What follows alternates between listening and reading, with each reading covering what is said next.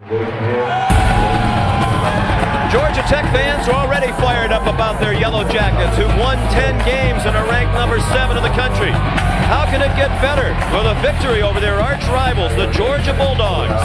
Mark Richt's team arrives in Atlanta trying to end a very disappointing regular season on a significant high note, while Paul Johnson and the Yellow Jackets try to take down the Dogs for the second year in a row. It's one of college football's great rivalries, the battle for bragging rights in the state of Georgia, the Dogs and the Yellow Jackets, next. On a beautiful night in Atlanta, we welcome you to historic Bobby Dodd Stadium for the renewal of a rivalry that dates back to 1893. It's Georgia and Georgia Tech. Moments ago, as we approach kickoff, emotions already running high at midfield.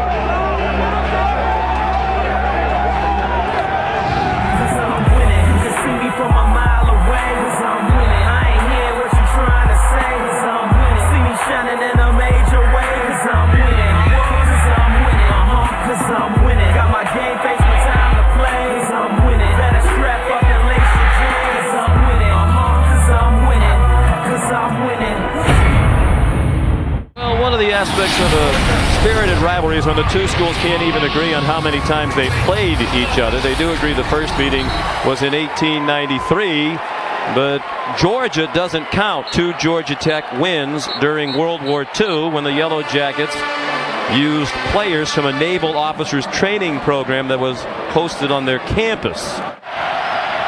High formation behind Cox. 2 tight ends in the game, and it's Caleb King straight ahead for the first down. I think through the block that got them fired up over there. 2nd down and 9. Caleb King, nice hold again, left side, and another first down on the ground for Georgia. Opening drive of the game.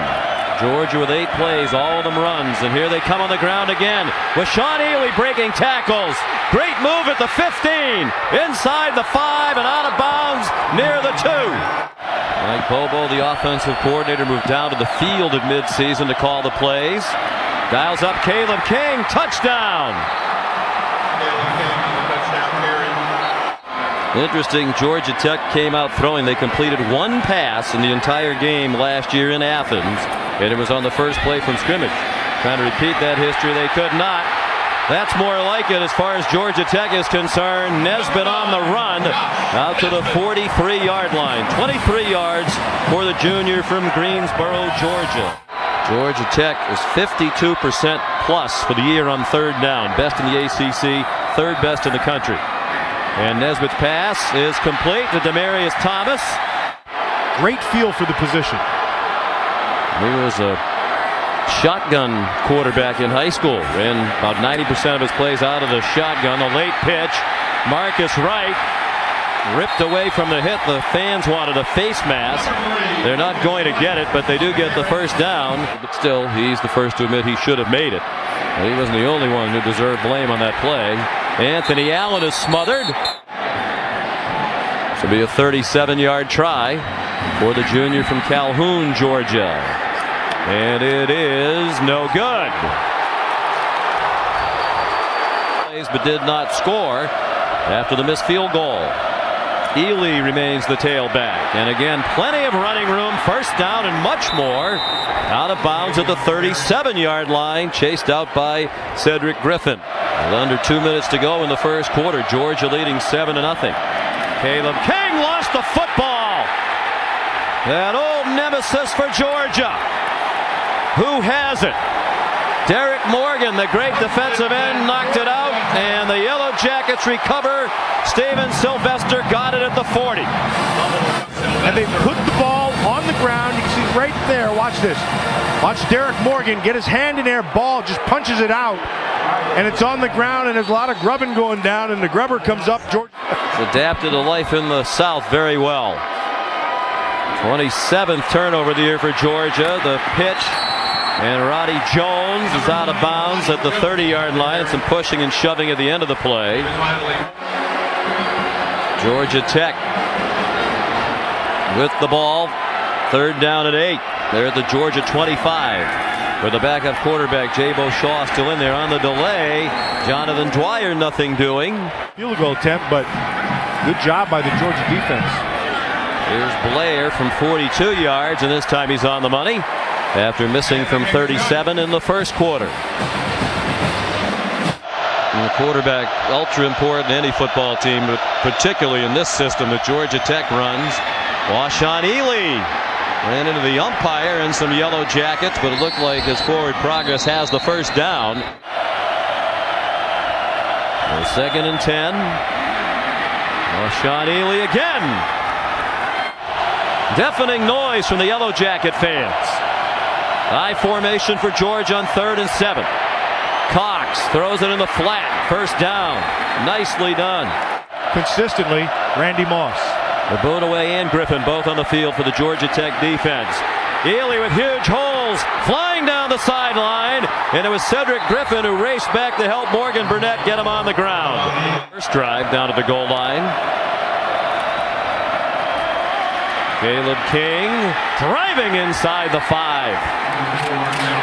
They're playing at the volume which they're playing that noise through the PA system with Georgia on offense. Cox under duress throws it away by Blair Walsh, who's had a magnificent year. 16 out of 17. He's one of the 3 finalists for the Lou Groza Award as the best place kicker in the country. And that one's good from 22 yards.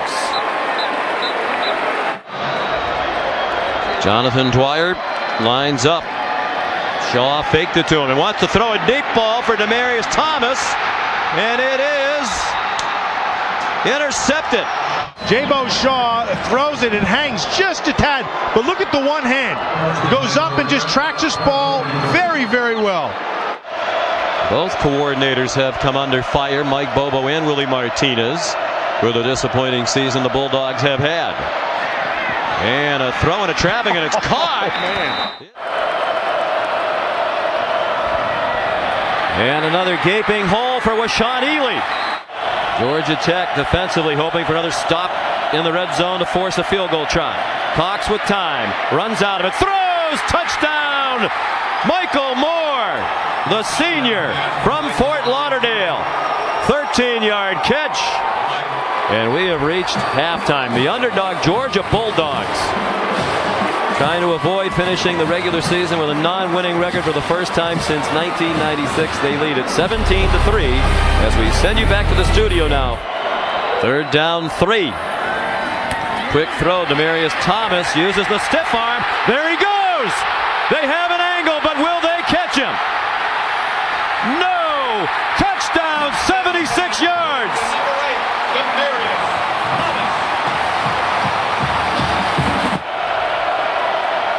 And Georgia keep the offense going with powerful football. There's Caleb King. He may go. Running away from the defense. Touchdown! 75 yards. Well, will there be a one-play response from Georgia Tech? Nesbitt, the toss. Anthony Allen, the transfer from Louisville, didn't go the distance, but it's 16 yards. Getting arrested at the moment. Nesbitt the pitch. Roddy Jones into Georgia territory to the 45-yard line.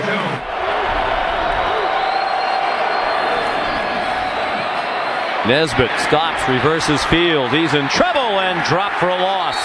And interesting, Paul Johnson, who likes to go for it on 4th down, is going to go for this 4th and 9 from the Georgia 44. See what kind of coverage they're going to give him here. I think they're sitting in his zone. And Nesbitt will throw it and has to throw it on the run, and it is caught. Demarius Thomas, he's out of bounds, but he has the first down. Expectations by winning the Coastal of the ACC. They're 7th in the country. Nesbitt pitches it. Anthony Allen, first down.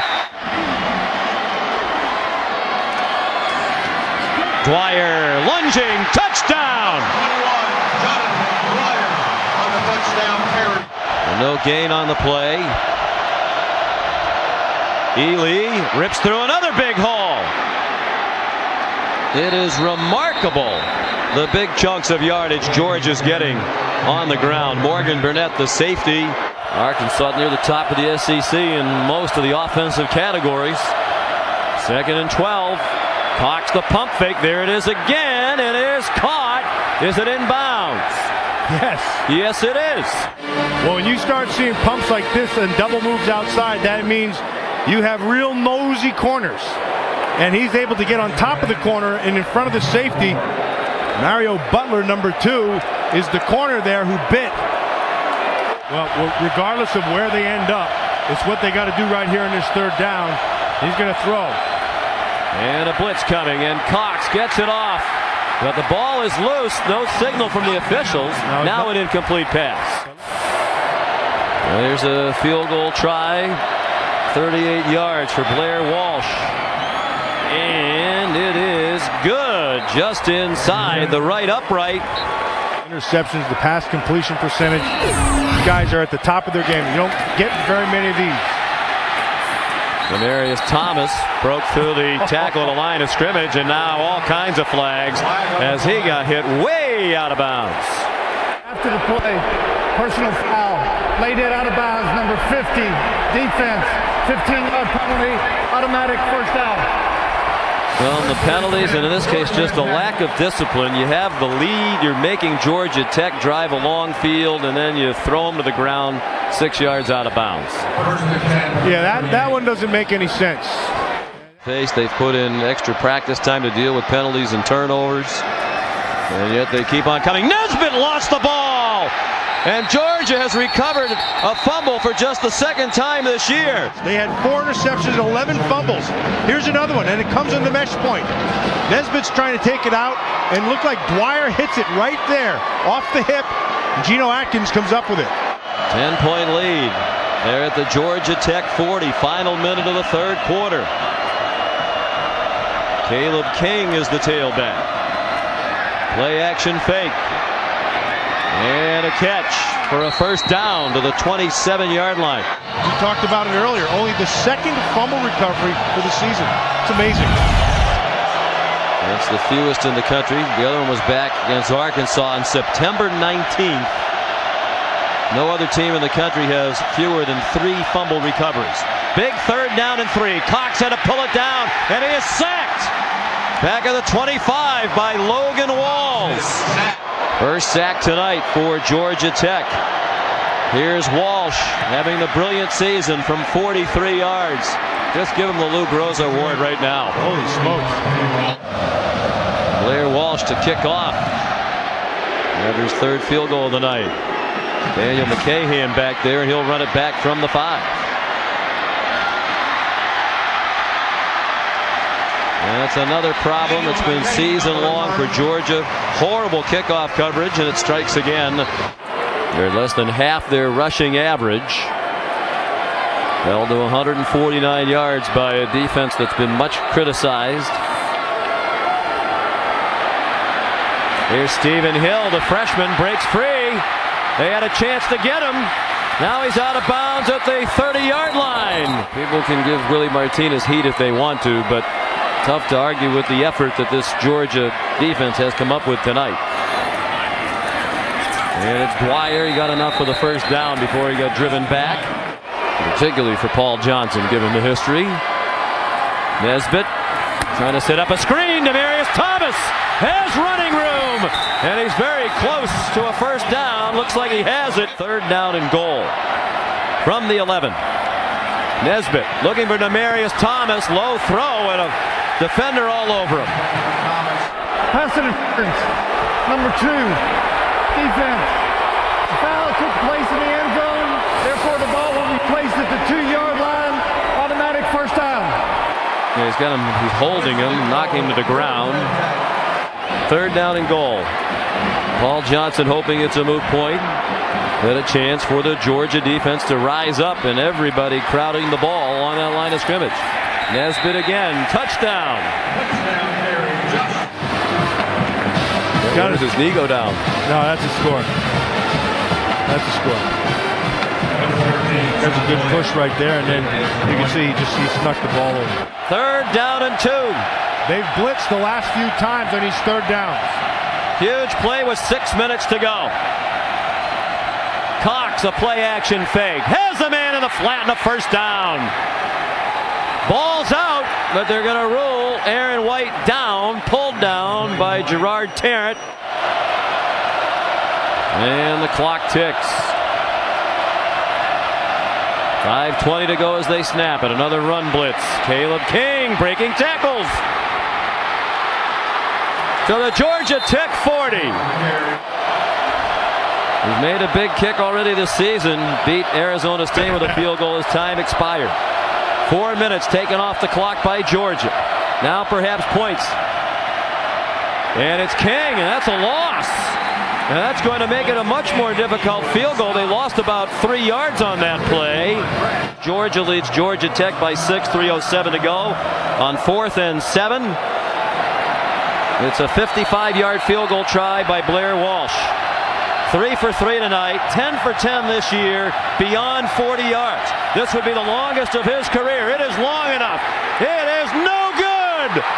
Wide left, just his second miss of the season.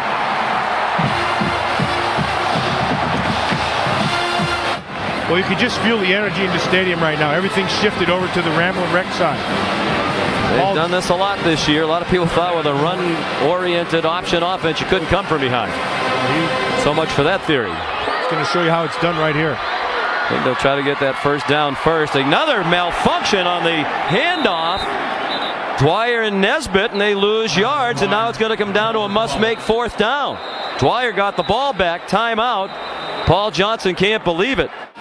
Must make 4th down for Georgia Tech with only 1 timeout left. Well, you see what happened. Akeem Dent is who caused this fumble.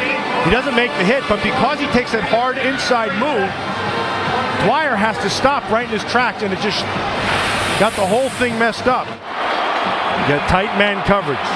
You're going to get as many people in the box as possible. They don't go to that inside pitch that's giving them problems. They go outside for the first down. Ronnie Jones, the hero of last year's game for Georgia Tech. In that come from behind win over Georgia. Gets 8 yards to the 46 and a huge 4th down conversion. And Sellers, the left tackle. Nesbitt throwing again. Airing it out again. Thomas is not on the field. That ball is caught out of bounds. Great coverage. Stephen Hill covered by Rashad Jones.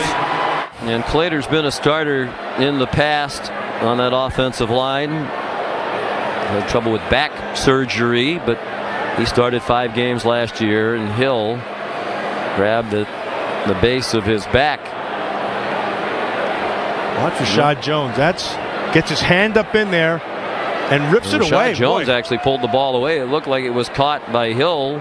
I am surprised, however, that they tried to push it to the end zone. They do have Demarius Thomas back on the field with single coverage, bottom of the screen.